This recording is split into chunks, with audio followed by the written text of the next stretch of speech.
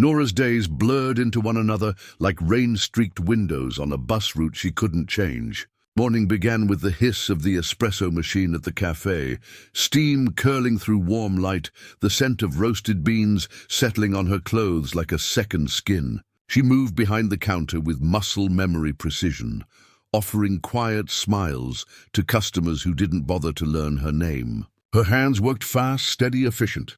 Her body, however, carried exhaustion like a hidden bruise, deep, pulsing, unspoken. The tips weren't enough, but they were something. Enough to keep the lights on in her tiny studio. Enough to make rent as long as she counted groceries down to the dollar and ignored the constant throb in her lower ribs. The ache, she told herself, was just fatigue. She refused to name it. Naming made things real. Naming made things dangerous. When her shift ended, she didn't rest. She simply changed uniforms. The warehouse was cold year-round, no matter the season. Concrete floors, fluorescent lights that flickered like they were dying, but somehow never did. She lifted boxes, moved pallets, scanned inventory, her body running on the hollow quiet of survival. Her co-workers joked. She didn't answer much. She saved her words. Words cost energy. She didn't dream anymore. Dreams were for people who believed the future held something worth reaching for. Nora had learned the hard way that hope had teeth. It sank in deep. It left scars no one could see. Hospitals were the one place she never set foot unless absolutely necessary. Even the sight of medical buildings from the street made her chest tighten. Doctors, white coats, polished floors, every one of them was a doorway to the past she had welded shut, especially him. She didn't speak his name. Didn't think it if she could help it. But some things carved themselves into bone and refused to fade. She still remembered the warmth of his laugh, the way he had held her hands between his, the way he'd made her believe she was something worth fighting for. That belief had been shattered. Not by him, not exactly, but by all the forces that shaped him. His family, his world, the world she had never belonged to. She had left because staying would have destroyed her, or so she had told herself. But bodies remember what minds bury, and hers had been quietly falling apart for months. The pain in her side had sharpened recently, blooming like a bruise that refused to fade. The world would tilt sometimes when she stood too fast. Her heartbeat fluttered unevenly on nights she worked too long. She ignored all of it. She had work to do. Work meant survival. Survival meant breathing one more day. But illness doesn't wait for convenience. It struck on a Thursday night, her least favorite shift of all. The warehouse air tasted metallic, and she felt suddenly weightless, like her bones had become hollow reeds. She reached for a pallet. The room tilted sharply. Her vision tunneled, narrowing to a pinprick. Someone shouted her name. The ground rushed upward, then lights, blinding, cold hands on her face. Voices too loud, too close. She's crashing. Go, move! Blood pressure's dropping. Call it in. Get Dr. Cole. The name sliced through the fog like a knife. Not possible. Not here, not him. Her eyes flickered open for a second, just a second. Enough to see blue hospital walls and a paramedic leaning over her. Enough to feel the world sliding away beneath her like water. Enough to hear it again. Paged Dr. Adrian Cole. Now! The world shattered into memory, pain, longing, terror.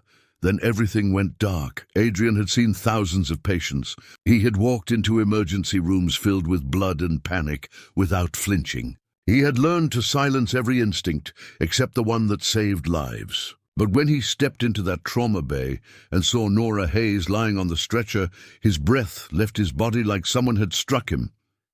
He did not move at first. He stood there, frozen, the world narrowing to the sight of her face. Her eyelashes fluttering, her skin pale, her breathing shallow. It was like looking into a memory he had spent years trying to bury, only now it was real and bleeding and dying in front of him. Someone called his name again. Dr. Cole, her blood pressure is falling. We need to act, the surgeon returned. The man who could cut into flesh without hesitation. He moved toward her with steady hands, even though his heart was pounding hard enough to shake his ribs.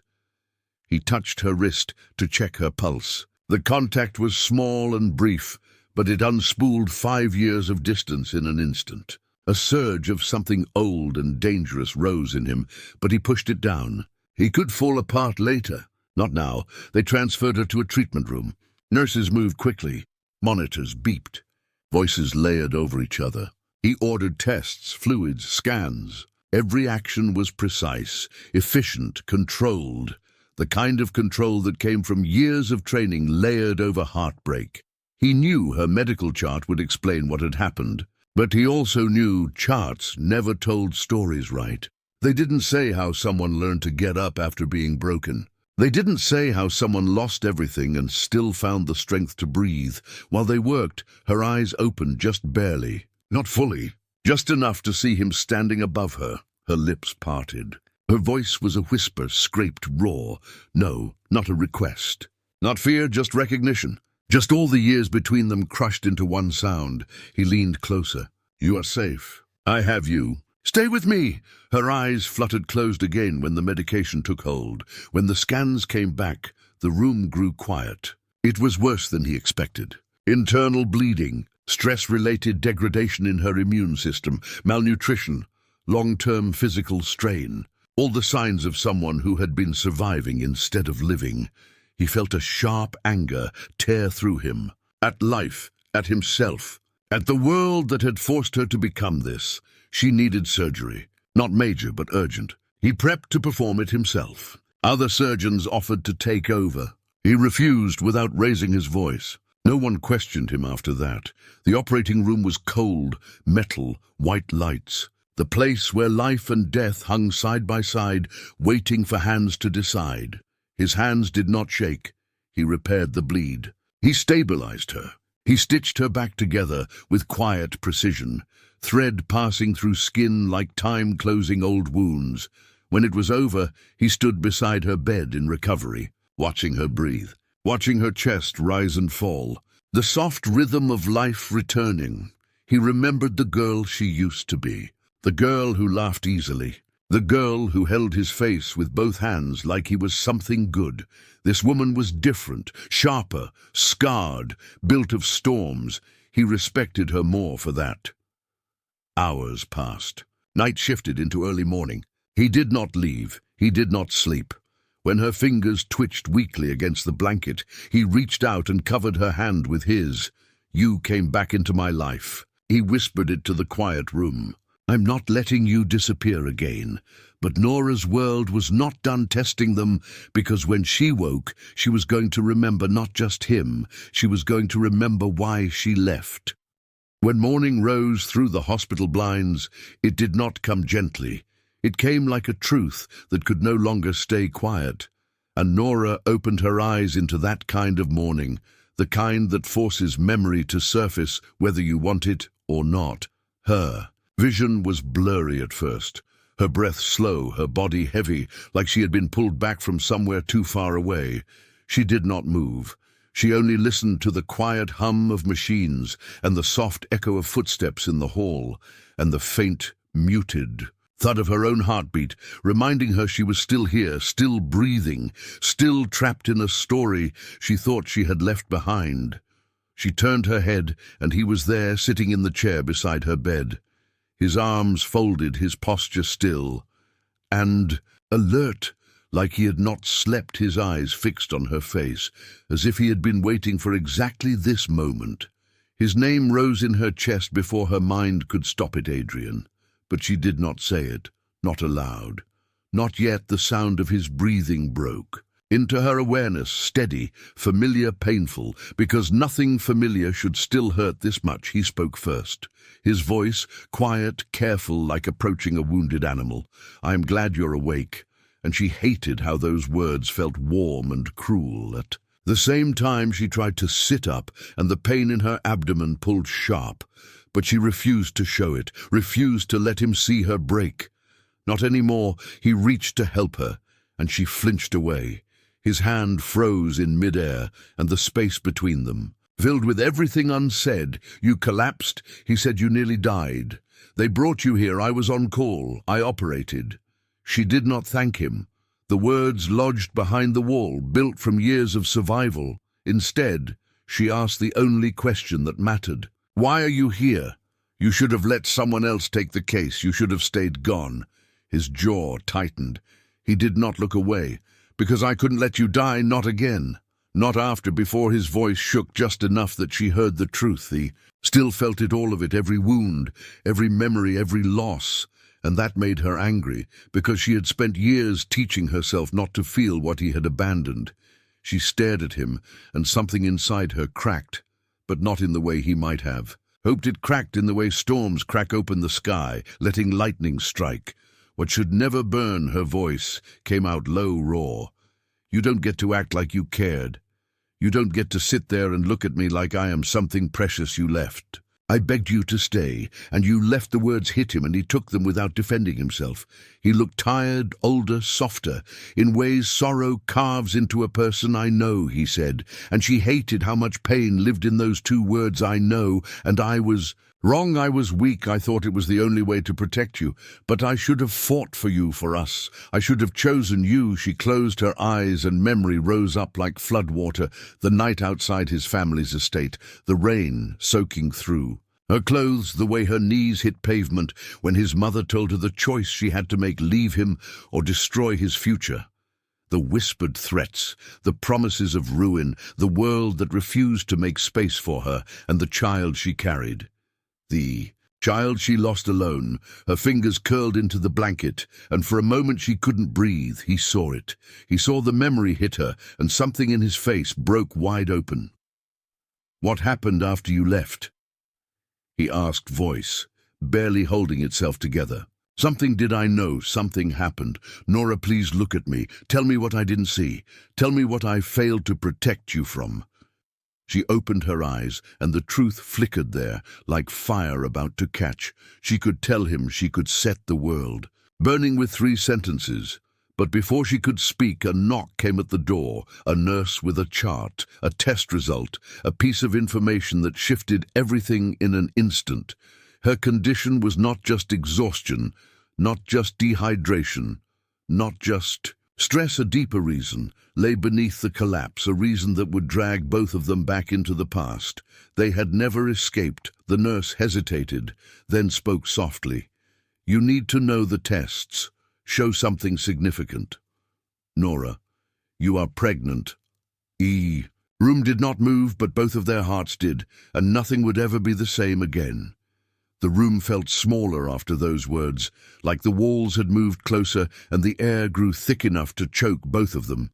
Nora stared at the nurse, but she didn't really see her. The sounds of the hospital faded into a distant blur, and all she could hear was her own heartbeat thundering inside her ears, sharp, uneven, too fast, too loud, like it was trying to escape her chest. Pregnant. The word was a memory, and a wound, and a beginning. All at once, she felt the world tilt beneath her, and she gripped the sheets to keep herself from falling. Her throat tightened. She could not speak. Not yet. Not again. Not like this. The nurse's voice became gentle, soft, like someone approaching something wild. "There is time to discuss options, but you need rest first. Your body has been under extreme stress. Your system is weak. The pregnancy is early, but viable. You are not in immediate danger. We will monitor you." Nora nodded, but her mind was nowhere near the bed, nowhere near the hospital.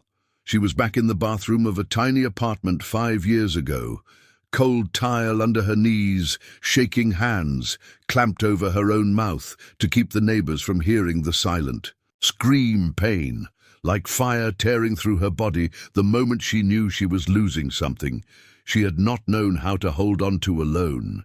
Tears falling without sound, lights flickering overhead, the world going on without noticing, a life beginning and ending in the same breath, and she had told no one.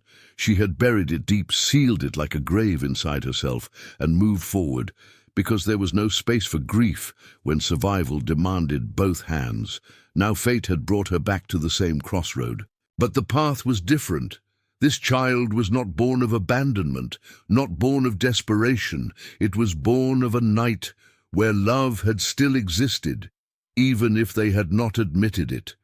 A night when truth had slipped past all walls. A night that had been a reminder of what they once were, She finally spoke, but her voice sounded like it belonged to someone else. "I need."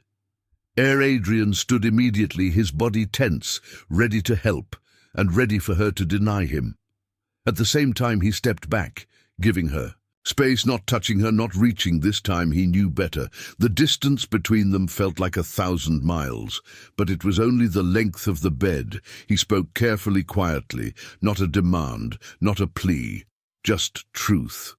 "Nora, look at me, please." She didn't want to, but she did, and in his eyes she saw everything she had been trying to forget. The love, the regret, the years of missing something he thought he had lost forever, and something else, something that frightened her more than all of it. Hopetion shook her head slowly, almost fiercely. "Do not look at me like that. Do not pretend we can fix this. Do not make this harder. I am so tired, Adrian. I am tired of surviving, tired of hurting, tired of starting over, only to lose everything again. I cannot do this again." He moved one step closer, his voice breaking not with weakness but with something raw. "I'm not leaving this time. I swear to you, I will not walk away. I will not let anyone take you from me, not my family, not fear, not the past, whatever happened. Before I know I failed you, I know I let you face things alone you should never have faced alone, but I am here now, Nora. I am here, and I am not running." She wanted to believe him God. She wanted to more than she could bear, but belief was a luxury, and she had learned the cost of it too well. She wrapped her arms around herself, trying to hold her own body together, like it might shatter from being looked at with that much love. Then the knock came at the door again, soft, polite, but carrying the weight of something else. A hospital administrator stepping inside, a file in one hand, a look of practiced neutrality on his face. His gaze shifted from Adrian to Nora and back. "Dr. Cole, I apologize for interrupting, but there is a situation regarding your family. They have been informed of the patient's presence here. They are requesting to speak with you urgently. They say it concerns history between you and Miss Hayes." The room went silent. So silent, Nora could hear the beep of her own heart monitor, marking the exact moment the past found them again. Adrian did not look away from her, not even once, but in his eyes something changed, something sharpened, something dangerous and protective awakened. He whispered so quietly, "The administrator could not hear them. They are not taking you from me again." And Nora realized the real battle had only just begun. The administrator left, but the echo of his words stayed hanging in the air like smoke after fire. Nora felt her pulse thudding in her throat, her breathing thin, her fingers curling into the blanket again like it was the only thing holding her to. The earth, she did not want to face them, not now. Not ever, but especially not like this, vulnerable, weak, hooked to machines and carrying a life she had not even processed yet. Adrian did not move at first. He stood at the foot of her bed, shoulders, square jaw, tight eyes fixed on the doorway, like he was preparing for war. But when he spoke, his voice was low, steady, not calm exactly, but controlled in the way storms are controlled right before lightning splits the sky. "I am going to speak to them, but listen to me. I will not let them near you. I will not let them hurt you again. I swear it." She wanted to believe him. She wanted to trust that the man she had once loved could stand against the world that broke them. But memory rose inside her like cold water, filling her lungs. His mother's voice, polished and sharp like surgical steel, telling her she did not belong, telling her she was ruining his life, telling her she was a burden that would drown him. His father's silence agreeing. The world closing in on her until leaving was the only breath left she had. "Don't go," she whispered before she could stop herself, and the weakness in her voice made her want to close her eyes forever. But Adrian stepped closer and placed his hand over hers gently, like asking, not taking. "I will come back. You are not alone anymore. I am here. I am not abandoning you again." He left the room, and the silence swallowed her whole. She stared at the ceiling, trying to breathe through the weight inside. Her chest, her hand drifted to her abdomen, not consciously, simply instinct. Her fingers hovered there, not touching, just acknowledging that something new existed inside her, something fragile, something terrifying, something alive her heart ached with. And too many things at once, grief from the past, fear of the future, and something else, something she didn't want to name. Hope could be a knife as much as a gift in. The hallway Adrian walked with the precise steps of a man who had once been trained. To stand tall in rooms built to crush him, he found them in the consultation area. His mother, his father, both sitting perfectly composed like they had been carved from marble. His mother stood first, her expression controlled, but her eyes sharp with recognition. Adrian, we need to talk about that girl. He did not sit, he did not greet them, he did not soften his voice. What you need to understand is that I am done letting you decide my life. Nora is under my care and under my protection, and she will remain, so you will not speak to her, you will not approach her, you will not interfere.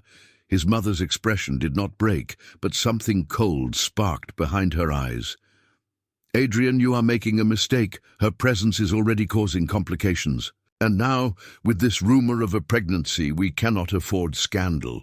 You have a responsibility to your name, to this family, to the hospital, and she has always been a threat to that. His hands curled into fists, but his voice stayed level.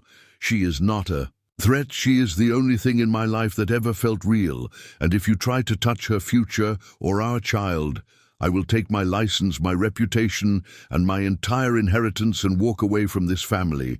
Forever. Silence rippled heavy and sharp. His mother stared at him like she was seeing him for the first time and realizing she no longer had control. His father finally spoke, voice low measured. You would throw away everything for her. Adrian's voice was steady. Absolutely. He turned and walked away without waiting for permission, without waiting for approval, without waiting for forgiveness. He no longer needed any of those things. And as he reached the door of Nora's room, the weight of his choice settled on his shoulders. Not fear, not doubt, but resolve, because love was no longer memory. It was a vow he intended to keep, no matter the cost. Night settled over the hospital like a quiet breath. But inside Nora's room, the air was anything but calm. She lay awake, staring at the dark ceiling, feeling the rise and fall of her own breathing, like something foreign inside her chest. Everything felt too heavy, too fragile, too loud. The monitors, the quiet hum of machines, the echo of her own heartbeat now shared with another life. She wasn't ready to face, but could not ignore. The door opened softly and Adrian stepped back inside. He looked exhausted, shadows under his eyes, tension in every line of his shoulders. But when he saw her awake, his expression changed, softened, just a little, the way it used to when he looked at her, like she was something he recognized even in a storm. He took the chair beside her bed again. No words at first, just silence. Two people sitting close enough to touch, but separated by years of things. Unsaid, she watched his hands, the same hands that once traced her jaw in the dark. The same hands that had held her, like she was the only thing in the world that mattered now, resting open on his knees like he was waiting for her to give permission. To reach for her again. You spoke to them, she said, her voice small but steady. He nodded yes, and he let out a slow breath. I told them I choose you, and I told them I will walk away from everything if I have to.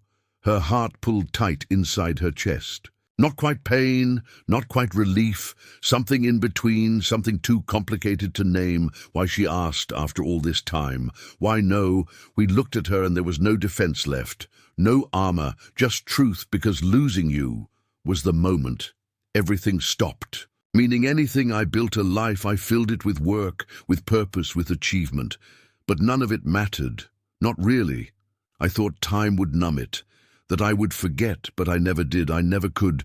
She swallowed hard, her throat burning, because she had wanted to hear those words once upon a time. She would have given anything to hear them then, But now they hurt, because now everything was different. Now there was too much broken to pretend it could be simple. And the baby, she whispered, the word carefully like it might break if she spoke it too loudly. I don't know if I can do this, Adrian. I don't know if I am strong enough for this again. Last time almost killed me, and I was alone, and I can't go through that again. Not alone, not lost. Not like before. He reached for her hand, slowly letting her pull away if she wanted. But she didn't, not this time. His fingers closed around hers, warm, steady grounding. You are not alone.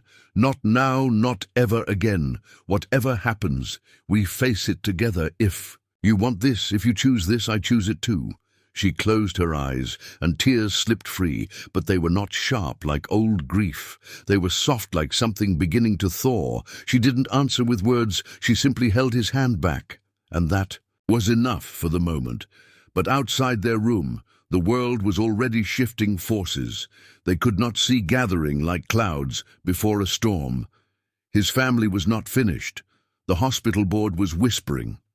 The rumor was spreading, and a name like Cole did not move through scandal quietly, and beneath all of that, Nora's body was carrying a fragile beginning, one that could be nurtured or shattered depending on what came next.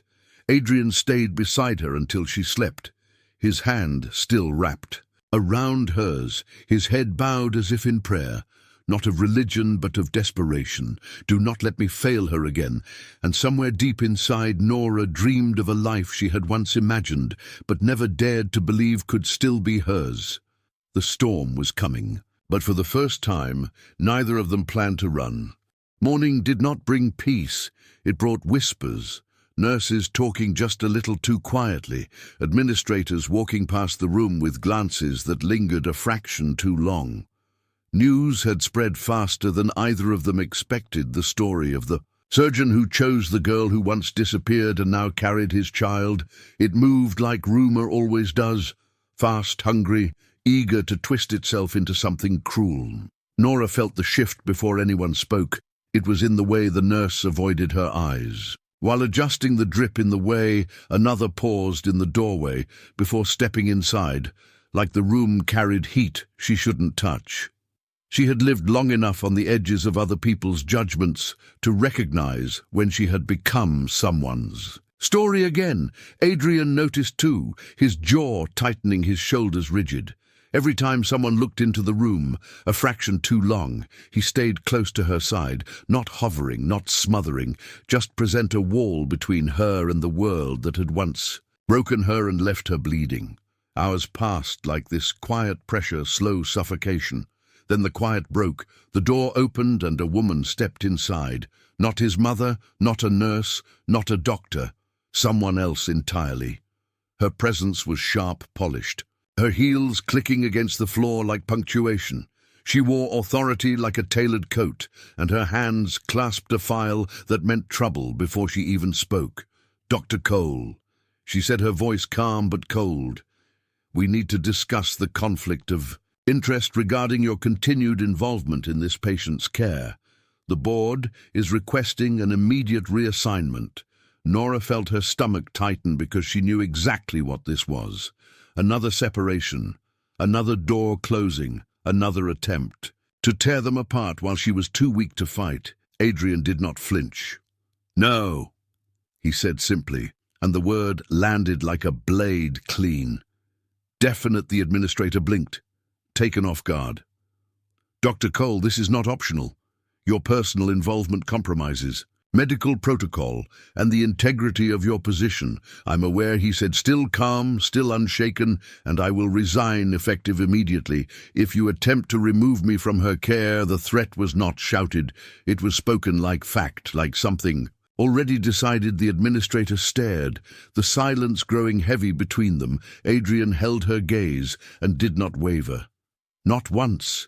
You would give up your entire career for this patient? She asked finally, no emotion showing, just curiosity. Adrian answered, without hesitation. She is not a patient. She is my future. Those words hit Nora like a physical thing. Her heart stuttered. Her breath caught, her fingers tightened around the blanket. Her chest ached because she wanted to believe him, wanted to trust him, wanted to collapse into those words and let them hold her. But trust, once shattered, had sharp edges, and she was afraid of bleeding again. The administrator left without agreement, without approval, without victory, simply retreated, knowing the board would not like this answer, but also knowing they could not force a surgeon of his ranking to move without consequences. Too public to risk. When the door shut, Nora exhaled a breath. She did not realize she was holding and looked at him, her voice barely more than a whisper. "You shouldn't have said that. You shouldn't throw your life away for me." He turned to her slowly, and there was no softness now, only truth carved into every line of him. "You think my life is in a title or a position, or a building full of people who only see what I can do, not who I am. My life ended the day you walked away. My life began the moment I found you again. Everything in between was survival. I am done surviving, Nora. I want to live, and I want to live with you." Her eyes burned, her chest tightened, her defenses cracked, but before either of them could speak again, there was a sudden sharp tone from the monitor beside her bed. One loud, urgent warning note. Then a second. Her pulse was dropping again, her body reacting to stress, to fear, to memory, to everything she had held inside for too long. Nurses rushed in, voices calm but urgent. Adrian stepped aside, only far enough to give space, but not far enough to leave. He kept his eyes on her even as the room filled with hands and movement and orders. Nora's vision blurred again, not fading like before, but swimming like the world had gone underwater. She heard Adrian's voice through the haze, low, steady anchorings. "Stay here. Stay with me. I am. Right here. I'm not leaving, not this time, not ever again." And somewhere inside, where fear and grief had lived for years, something in Nora finally loosened just a little, like a hand unclenching, because for the first time she believed he meant it. But belief did not mean safety. The storm outside the room was still gathering, and love alone would not be enough to survive what was coming next. Night wrapped itself around the hospital like a quiet warning. No thunder. No rain, just a stillness that felt heavy like the moment before glass shatters. Nora had been stabilized, but her breathing was slow, her body resting from the strain. The monitors beside her hummed, softly pulsing with gentle light. Adrian sat beside her again, his hand resting over hers, his thumb brushing small circles into her skin, steady grounding present. For a moment it felt like peace. But peace was fragile, and something was already moving in the hall outside. A knock came at the door. Not loud, just firm enough that it was not a request. Adrian stood and opened it only a few inches enough to see who waited there, enough to stop his breath. His mother. She did not step inside. She did not speak right away. She simply looked at her son. The same eyes, the same sharp intelligence, but hers was tempered with a coldness that had been honed by decades of control. She looked past him to the bed, and Nora asleep, pale, fragile, vulnerable, then back to him. "Adrian, we need to talk," she said, her voice calm, measured, too calm. He stepped out into the hallway, closing the door behind him, but not fully, just enough that he could hear if Nora called his name. His mother began walking down the corridor, expecting him to follow, and he did, but only far enough that he could still see the door. If he turned his head, "You are throwing away everything," she said. No anger, no raised voice, just certainty. "Your career, your influence, your name.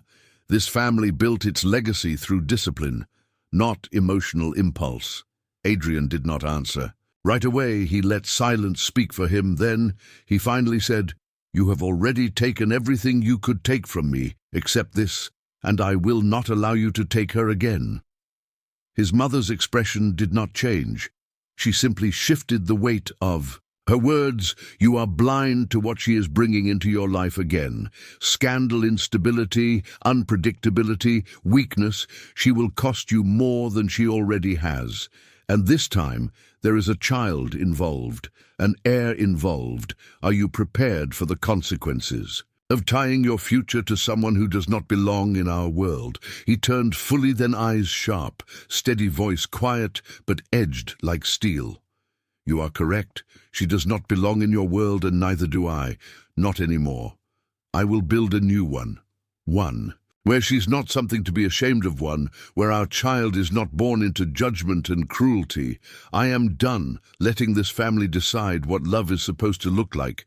For the first time, his mother's composure cracked just slightly, just enough to reveal something cold beneath her words. "Then know this, Adrian," she said, "if you choose her, you are no longer part of this family. Your inheritance, your seat on the board, your future at this hospital, all of it will be gone." He did not hesitate then. Yes, the word did not echo, but it hit like thunder. His mother stared at him, and in that stare was disbelief, betrayal, and something like the quiet horror of realizing control had finally slipped from her hands. She left without another word, her heels clicking down the hallway like the final toll of a closing door. Adrian exhaled, but it was not relief. It was a release, like letting go of chains he had worn so long he forgot they were there. He went back into the room and sat beside Nora again, taking her hand gently, carefully, like it was something sacred. She stirred, her eyes opening just enough to meet his, and there was something new in her gaze, something small but real. Trust, just a flicker. "But it was there. What happened?" she asked, voice soft, sleepy. He leaned forward, resting his forehead against hers, his hand warm around hers, his voice a whisper meant only for her. "I chose us." She did not say anything, but her fingers curled into his palm. Slow, sure, not out of need, not out of fear. Out of understanding, out of belief. The world outside their room was shifting hard and fast. Alliances breaking, inheritance, disappearing reputations readying to burn. But inside this small, quiet room, a new world was beginning to form, one built from something stronger than the empire he had walked away from. Not power, not legacy, not bloodline, love rebuilt from ruin. But the storm was not finished yet, and the hardest truth had not been spoken. The truth Nora still held locked behind her ribs, waiting to break. Free, the truth of the first child, the one he never knew about, the one she had lost alone. And when that truth came to light, it would not just break the past, it would decide their future. Morning light filtered into the room, soft, pale, gentle. But the air was heavy with something waiting, something unspoken that had followed Nora for years. She sat up slowly, her hand resting against her stomach, the weight of new life, fragile and frightening. Adrian sat beside her, watching her with a quiet patience that did not push, did not demand, only waited. She knew this silence could not last. Secrets have a way of finding air, even when buried deep. She had buried hers so far inside, she thought it would never surface again. But now, with the future growing inside her, with trust beginning to regrow like grass after wildfire, she felt the past pressing against her ribs, demanding to be spoken. "Adrian," she said softly, and he turned to her immediately, the way he always used to when her voice trembled a little.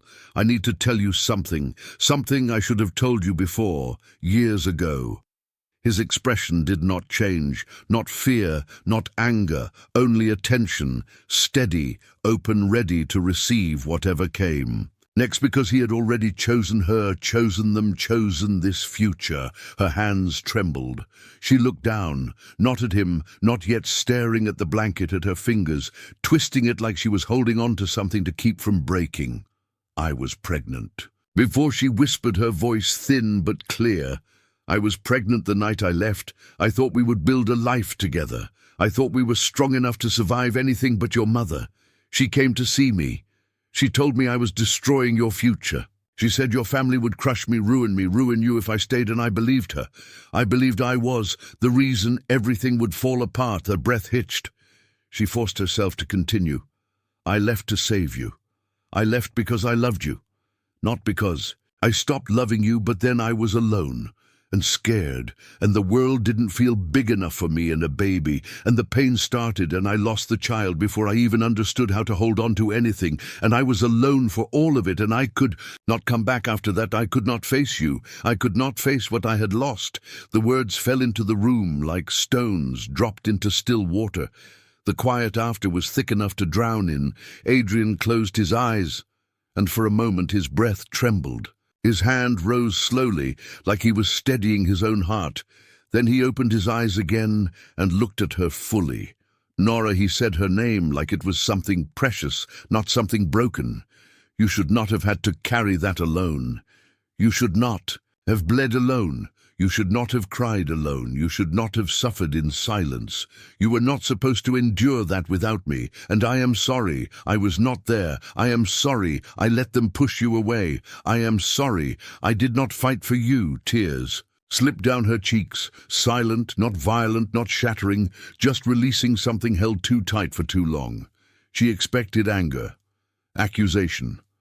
But instead his hands lifted gently, cupping her face as if she were fragile crystal. He needed to hold. Carefully, not to break, but to protect. I lost a child too, he said, and his voice cracked. But I lost you more, and I have been walking through my life half alive since that day. But we are here now, and there is a life inside you. And this time we are. Not alone this time. No one will force us apart. She leaned into his hands, not fully, not surrendering completely, but allowing herself to be held. And that was enough for the moment, enough to start, enough to breathe. But outside their room, the world was shifting again, whispers becoming broadcasts, rumors turning into headlines. The Cole family was not done. The hospital was preparing formal review. The pressure was rising, and the future they wanted would require a fight. Neither of them had ever waged before love had returned, but the war was only beginning.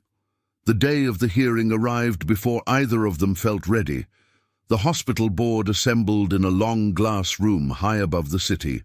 The sky outside grey-heavy, like it was holding its breath. Nurses whispered in hallways. Reporters lingered outside the entrance. The story had become bigger than two hearts. It had become spectacle and judgment and rumor sharpened into knives. Nora walked beside Adrian, slowly steadying herself with each step, her hand resting lightly over her abdomen, not protectively exactly, but knowingly, as if she could feel the beginning of a heartbeat, even if it was too early for science to hear it. Her body was still weak, but her eyes were clear, and that clarity alone made her look stronger than she had ever felt. The door opened, and silence met them. A cold kind of silence, one that expected someone to fail. Adrian stood at the head of the table facing the board, his mother seated among them.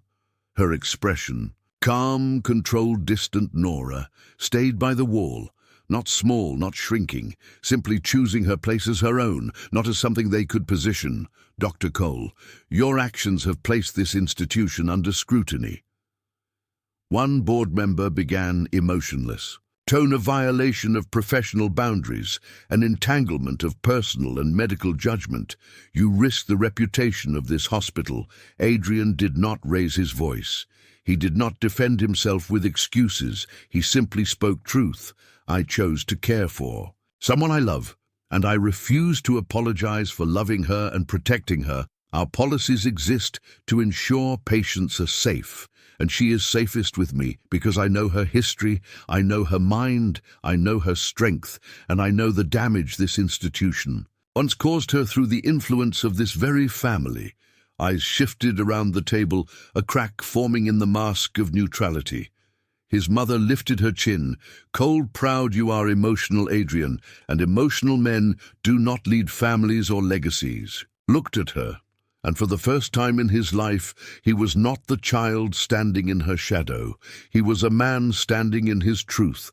I do not want the legacy you built, if it is one that requires me to lose the person who gives my life meaning. I am Not emotional, I am.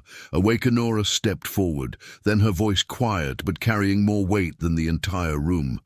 I did not break your son. I loved him. I protected him.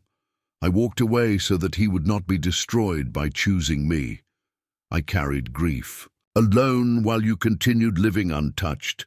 You speak of legacy, but legacy means nothing if it is built on the bones of people you have decided are unworthy. The room did not move, but something inside it shifted power, changing hands like light, changing direction. No one spoke for a moment. It was long enough for the decision to already be felt, even before it was made. Adrian placed a document on the table, his resignation, simple, final, his signature, steady. I am done. This is my last day as part of your institution. And as part of this family. His mother did not speak, but her silence was not victory. It was loss, the kind that echoes a long time. He took Nora's hand, and together they walked out. No one stopped them, no one called after them, no one dared outside the hospital.